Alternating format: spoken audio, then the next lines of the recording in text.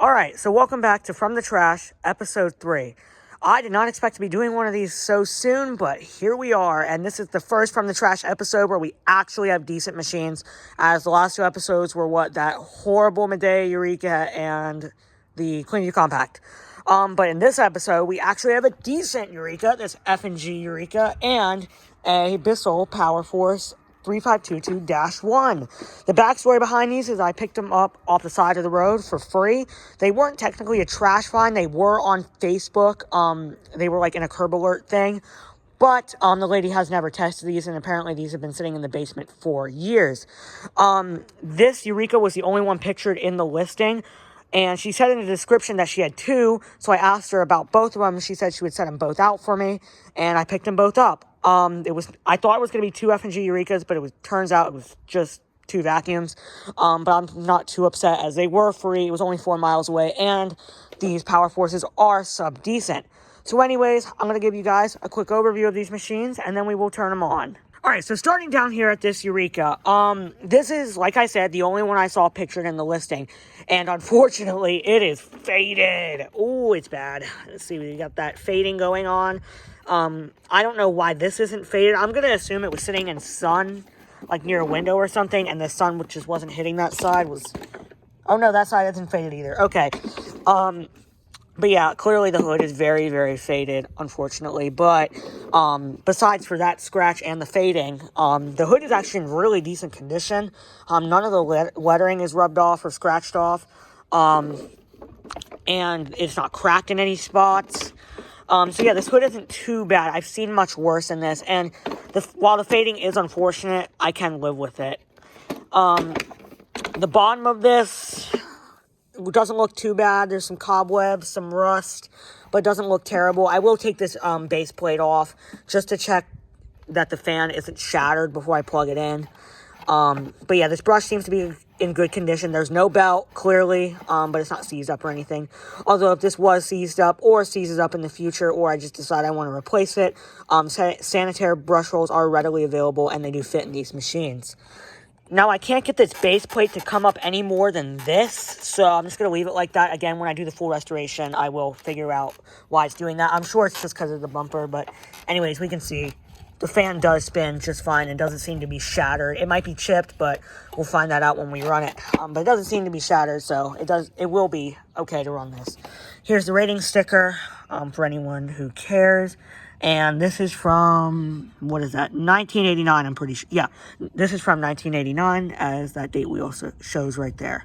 Going up on the machine, it also still seems to be in very good condition. Just very disgusting.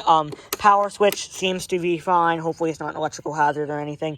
Handle release works. The handle isn't too rusty. There's a little bit of tiny spots of rust, but nothing major.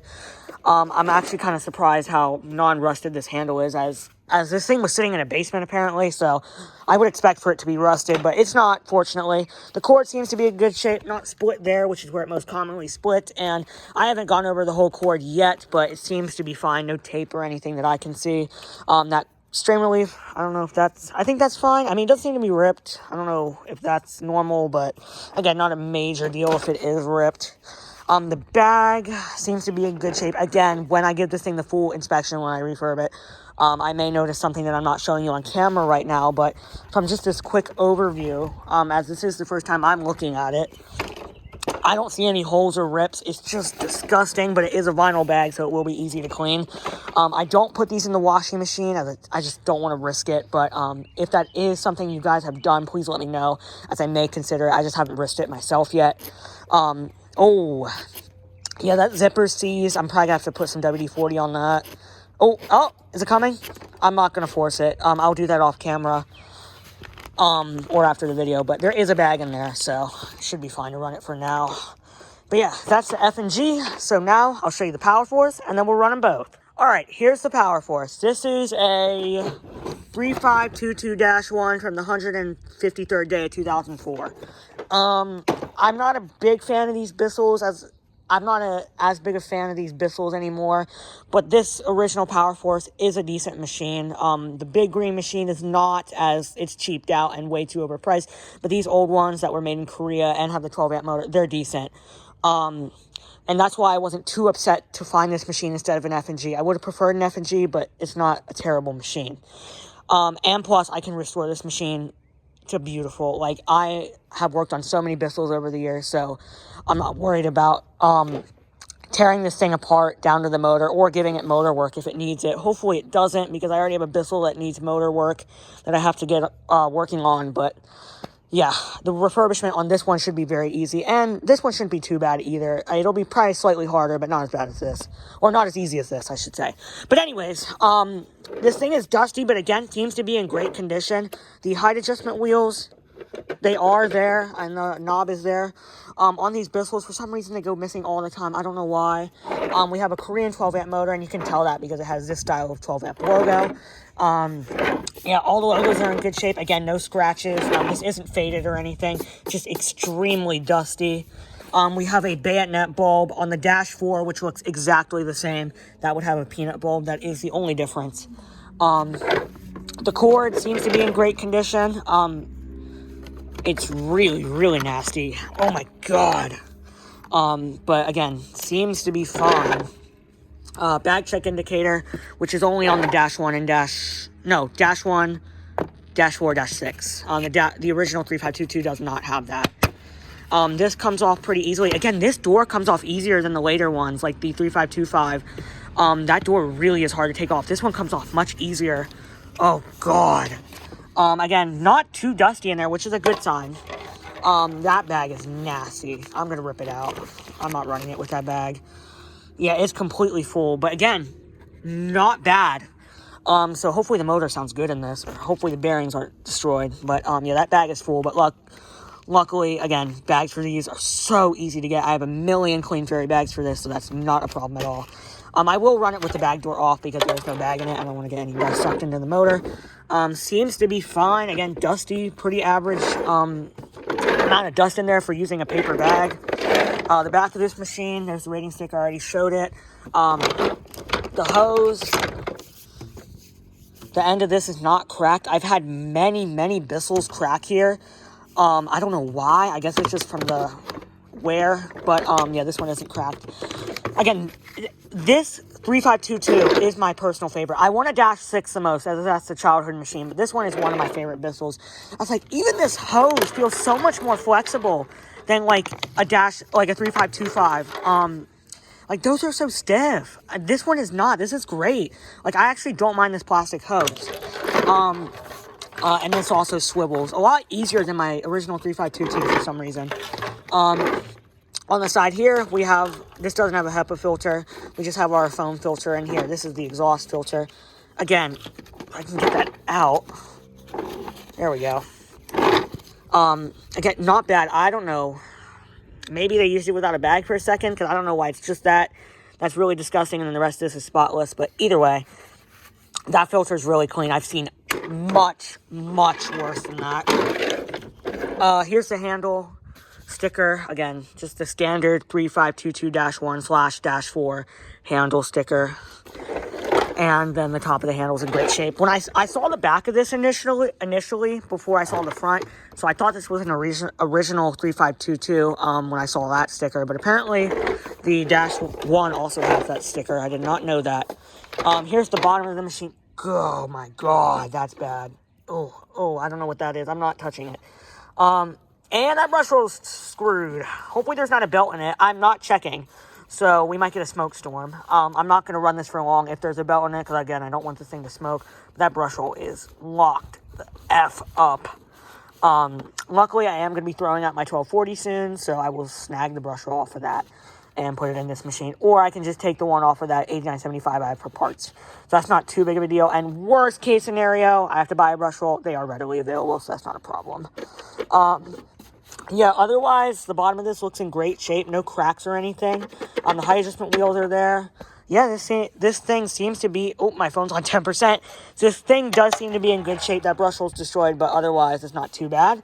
So, let's get these plugged in, and then, yeah, let's see if they run. Alright, so first I'm going to be doing the F&G. I'm kind of scared to do the Power Force, not going to lie. But, yeah, let's plug this in. I do have rubber-soled shoes on. If this thing is an electrical hazard. I have been shocked before by vintage vacuums. By that Kirby Classic Omega, I got shocked by that, so I'm not risking it. But this thing is a plastic. Oh, Jesus!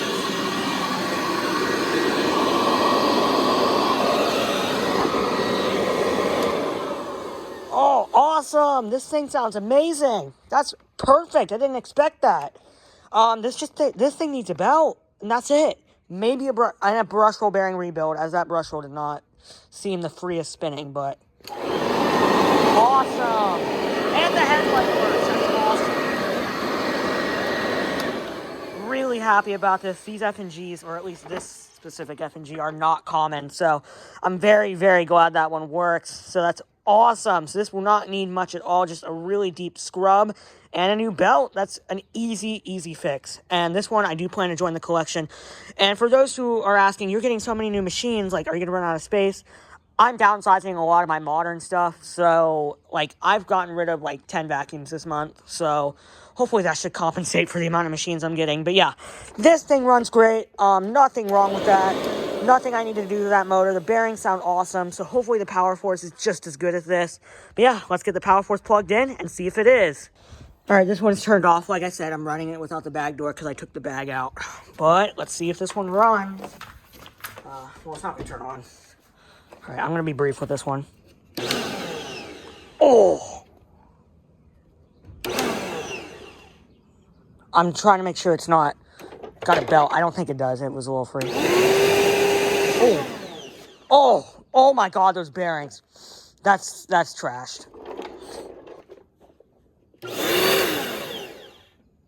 I can't tell if there's a belt on it. Hold on, I'm going to check. All right, well, that was just fantastic. The motor really does just sound that bad. I didn't know if it was actively burning through a belt. So, yeah, the belt is busted. Let's run that one more time. All right, here we go with no brush roll or anything like that installed. Oh, that actually does sound better. Maybe it was just finishing burning through that belt. I don't know. It sounded like it was about to burn out. So those bearings sound bad, but not as bad as a Power Track Revolution I just picked up. That thing was terrible. But this is actually not awful. It's bad, but it's not awful. It is not as bad as I thought it was initially. Oh, no. That sounds like it's about to burn out. All right, we're done. That just started getting quiet. I just spoke too soon. Wait. Oh, yeah, it's about to burn out. Okay. Well, this is fucked. Hopefully I have an extra motor to put in this. Actually, I do. Thank God. Oh, yeah, that motor's fucked. It's about to burn out. I can tell it's getting quieter. So, yeah, this thing's a dud. This is about to burn out on me. And I'm not keeping that plugged in anymore. I'm turning that off or unplugging it. So yeah, this is a new motor for sure. I will try and find one on eBay. I want to restore this machine.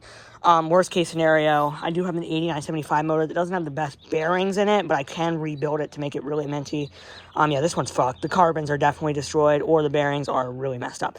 So yeah, 1 out of 2. I guess that's not bad. And the much rarer machine. Well, not rare. They're not rare, but the much better machine is at least really minty. And this thing is a piece of shit.